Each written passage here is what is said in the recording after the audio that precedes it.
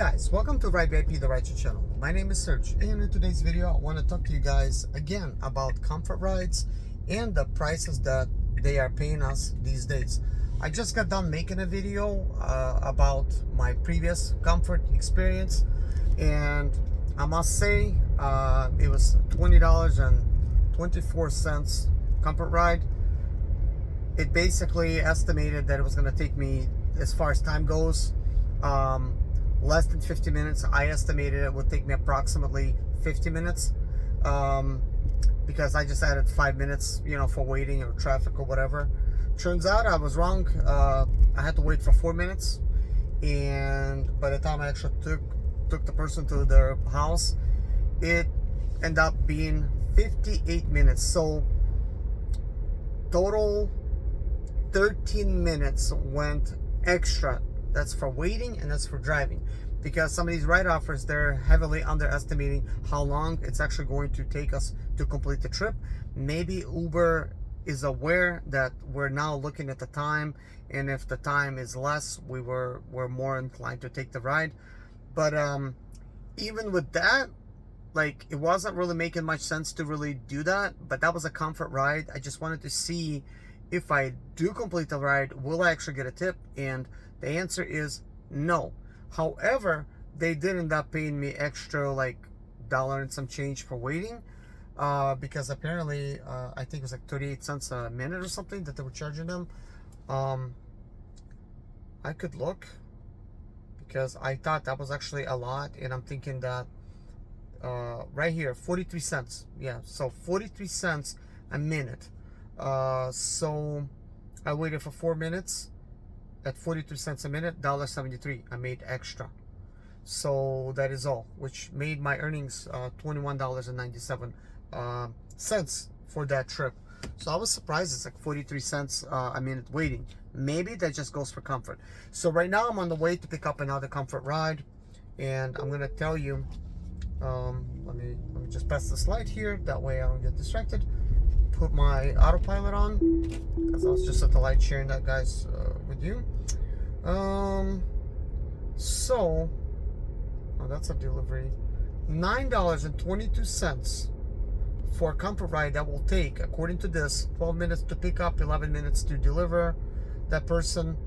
Almost 12-mile trip for $9.22. But this is how it kind of looks.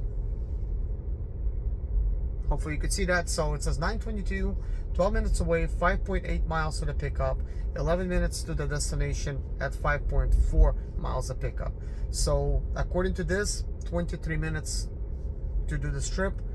I think there's going to be an extra 3 minutes involved in waiting, and I think there's going to be like an extra 5 minutes involved in driving. So all in all, that's probably going to be a 30-minute trip.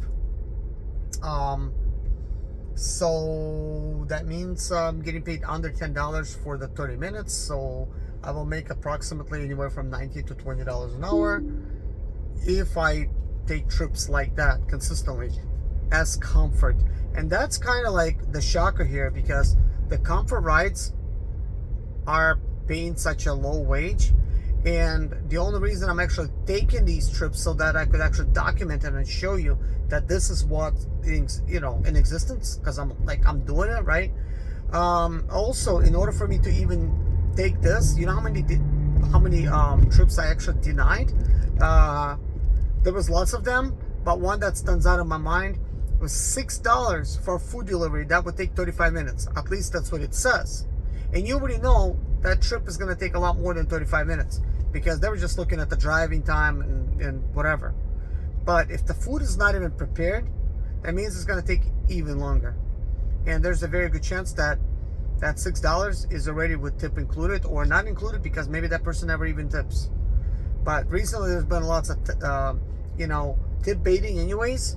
So even if it shows up that there's a tip, you're probably not going to get the tip. And I already had some rides like that. So I said no to that particular trip. Obviously, it just doesn't make any sense. So lately, like I'm talking about, this is like recent.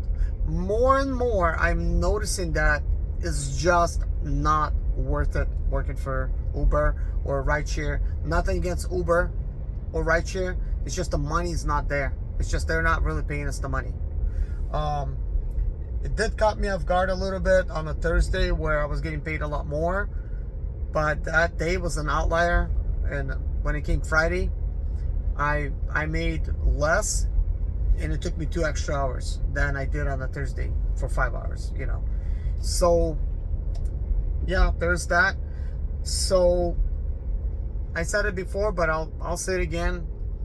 Now it doesn't make sense to have a comfort vehicle. It doesn't make sense to have a luxury vehicle. On top of that, Lyft or Uber could permanently deactivate your account. And if you made a purchase of a brand new car that you're making payments on, that means now you're stuck with that payment and maybe not even having a job. But thankfully, there's lots of jobs out there. You could always find another job and you'll be able to cover your payment. And probably it's going to pay you a lot more than Uber or Lyft. So I guess no need to worry there, you know. But do not buy a car for rideshare thinking that you're going to have all these years of working for rideshare, because you could be kicked off after a month. You could be kicked off after a year or longer. Like recently, 2 years and 2 months into working for Lyft, and Lyft has permanently deactivated my account for something completely bogus.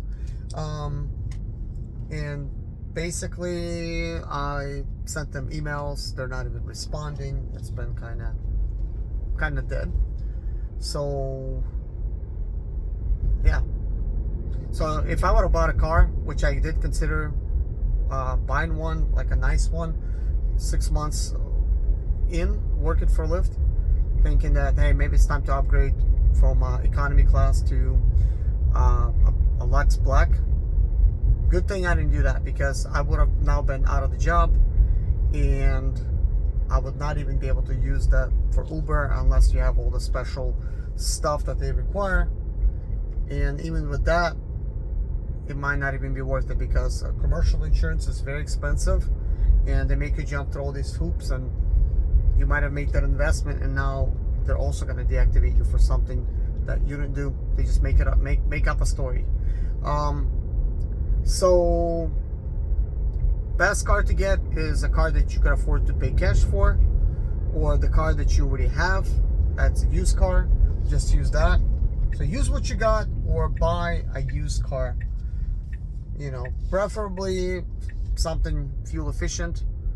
Don't really focus on that too much, but like at least like a 4-cylinder car, something you could pay cash for, 2008 or newer.